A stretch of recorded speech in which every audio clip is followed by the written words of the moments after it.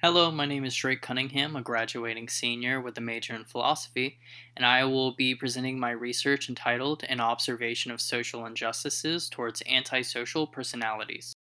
My inspiration for doing this research is because I notice a lot of lacking in the representation of antisocial personalities, as well as a lot of misinformation on antisocial personality disorder, or ASPD. Because of this, my first objective is to give an overview of ASPD through the lens of the field of psychology, as well as those diagnosed with antisocial personality disorder. My second objective is to show the impact of this misinformation, which causes the oppression of antisocial personalities. I will be working with Iris Young's The Five Faces of Oppression as a model. I will conclude my research by offering a resolution to the current stigma towards ASPD using the biopsychosocial model of disability. Before I begin, it's necessary to provide a proper definition of what I mean whenever I refer to antisocial personalities. This is a way of referring to all individuals diagnosed with ASPD, including sociopaths and psychopaths. For psychopaths, ASPD is caused by an instance of trauma within their life, while psychopathy is biologically determined and exists without an instance of trauma. We'll first begin with the Diagnostic and Statistical Manual of Mental Disorders, or the DSM-5. This is a universal tool used by medical professionals in order to diagnose their patients. In the diagnosis of ASPD, an individual must be 18 years of age and express at least 3 of the following symptoms: failure to obey laws, lying, deception, and manipulation, impulsive behavior, irritability and aggression, blatant disregard of safety, a pattern of irresponsibility, and finally, the lack of remorse for their actions. Some psychologists worry about this diagnosis and say that it seems to be more about criminality than it is a mental disorder. Martha Stout is one psychiatrist who speaks out on this. She states that in order to separate the sociopath and psychopath from the layman criminal, it must be taken into consideration the antisocial personality's lacking of a conscience. What exactly does Stout mean when she refers to the conscience? Ultimately, in her book, The Sociopath Next Door, she decides that the conscience attributes to why we feel good whenever we help one another. A recent study from King's College London may be able to expand on Stout's ideas here. The King's College study set out to study frontal lobe syndromes and their effects on characteristics such as empathy, emotional liability, social awareness, and impulsivity.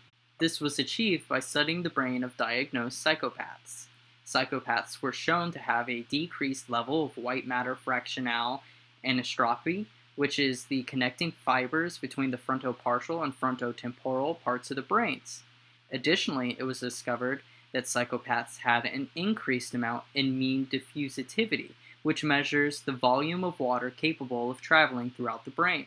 This study proves a differentiation in the brain function of psychopaths, which could be one cause of their emotionlessness often prescribed to them, as it is a specific trend of altered connectedness affecting empathy located in the frontal lobe. Additionally, used in the diagnosing of psychopaths is the Psychopathy Checklist, revised, or the PCLR.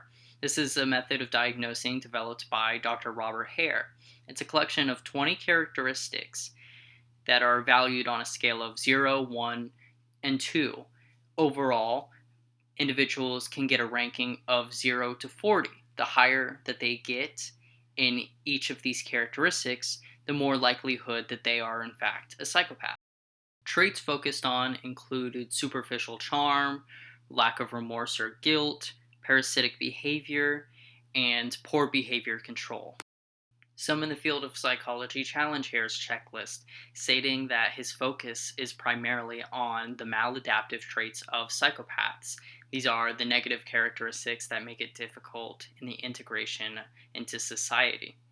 They demand that positive characteristics be included, such as fearlessness and social dominance. With the inclusion of such traits, psychopathy can be attached to more positive figures in history, such as Chuck Yeager, Lyndon B. Johnson, Winston Churchill, and Sir Richard Burton. Something similar can be stated about the first edition of The Mask of Sanity, which was written in 1941 by Dr. Hervey Cleckley. It's a collection of case studies of psychopaths and sociopaths with the goal of helping family members of antisocial personalities in treatment and diagnosis. However, Cleckley himself claimed that his first edition was flawed. He said it was flawed because it only included case studies of institutionalized males. After the first edition, he included varying psychopaths and sociopaths, including female antisocial personalities and those living ordinary and successful lives outside of institutions. My reason for including the first person perspective is to use them as counter stories. Counter stories are a method of utilizing first person narratives as a way to counter oppressive identities assigned to underrepresented groups by master narratives. For the sociopath, it can be seen how they are stereotyped to be criminals or social deviants. So I will be using these individuals as representations to challenge that stereotype. The first of the antisocial personalities I would like to look at is that of M.E. Thomas, author of the book to the right, Confessions of a Sociopath, A Life Spent Hiding in Plain Sight. In addition to being an author, Thomas is also an attorney and a professor. Her book is about her life as a sociopath. But one quotation I would like to specifically bring up is one about the sociopath's need for stimulation. She says, "I'm not surprised that some sociopaths would feel this need via criminal or violent acts, particularly if these were the opportunities that regularly presented themselves."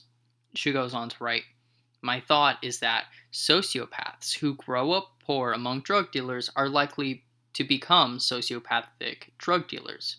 Sociopaths who grow up in the middle and upper class are likely to become sociopathic surgeons or executives." By saying this, Thomas is showing that the environment has just as much influence on an antisocial personality as it does anyone else.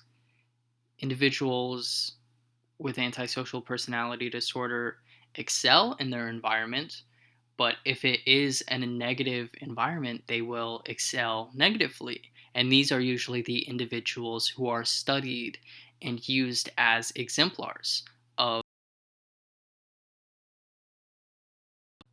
The second first person perspective I use is that of Andy Brill.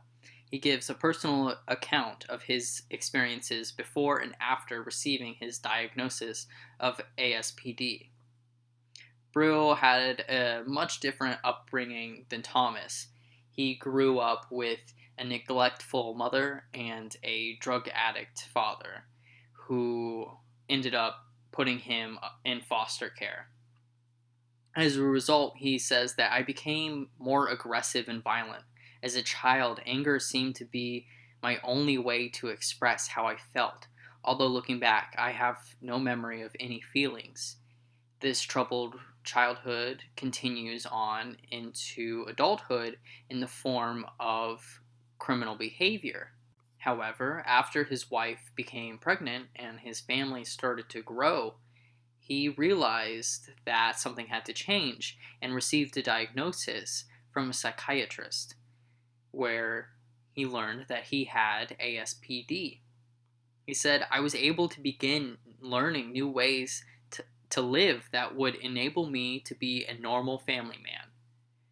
After Brill's diagnosis, he was able to alter his behavior and focus on more positive things such as exercise, reading, and puzzle solving. His story shows the possibility of rehabilitation for those antisocial personalities born into a difficult situation, how they can overcome.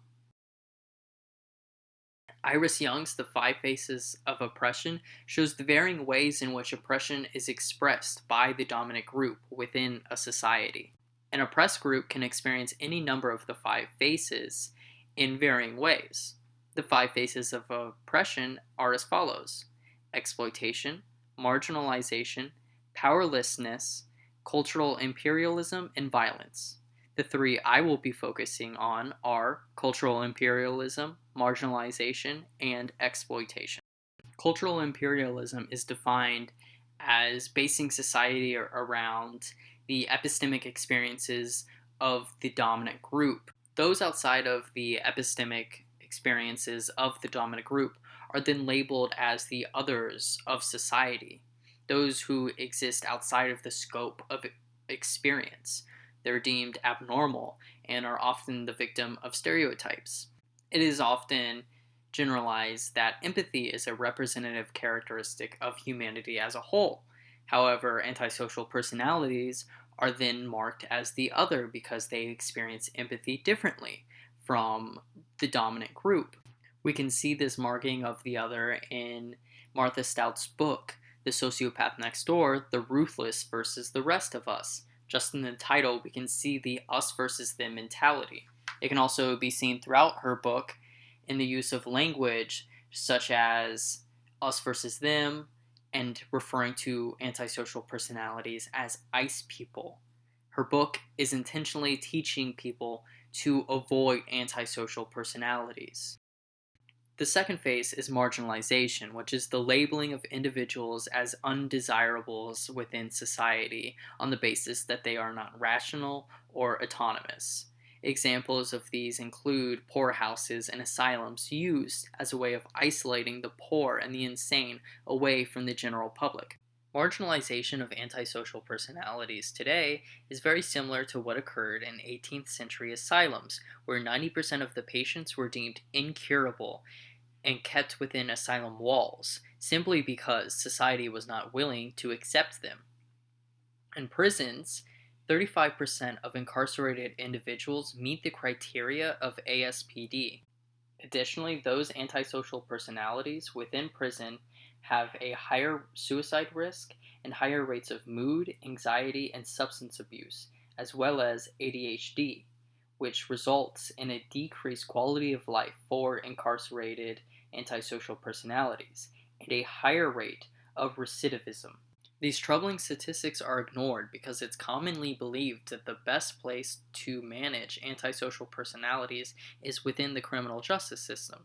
This, however, is not true, where in medical courts it has been shown that rehabilitation efforts have reduced recidivism by 39% within the first 18 months.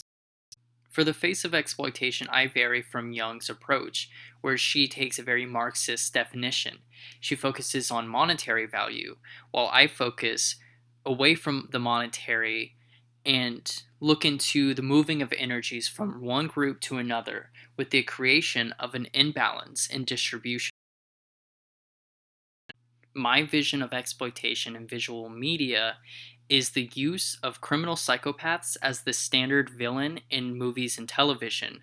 This originates in popularity of dangerous psychopaths such as the Zodiac Killer or John Wayne Gacy. By creating the villain through the standard of an antisocial personality, they are making the class of evil exclusive to the other group, while those in the dominant group can be reassured that they are ultimately good because their characteristics are identified in the hero. How do we find resolve to this stigma living within our society? I recommend the use of the biopsychosocial model of disability, which is a synthesis between the medical and social model. It highlights the influences of both environment and physical impairment on a disability. In this model, disability is viewed as a new form of human function. The antisocial personality's new form of function is cognitive empathy. This is different from emotional empathy, which is the involuntary reflex that an individual is feeling the same experiences of someone else. Cognitive empathy is the ability to consider thoughts of others and see what makes them feel joy or pain. Author of Against Empathy, Paul Bloom, states that this cognitive empathy is necessary for doing good and avoiding harm to others.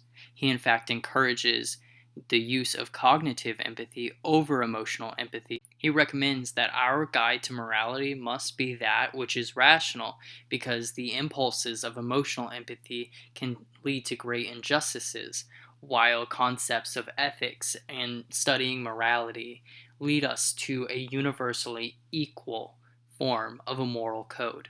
In fact, the everyday antisocial personality living within society would be the exemplar to Bloom's arguments. Because of their impairment of emotional empathy, they solely rely on cognitive empathy as moral code and moral judgment.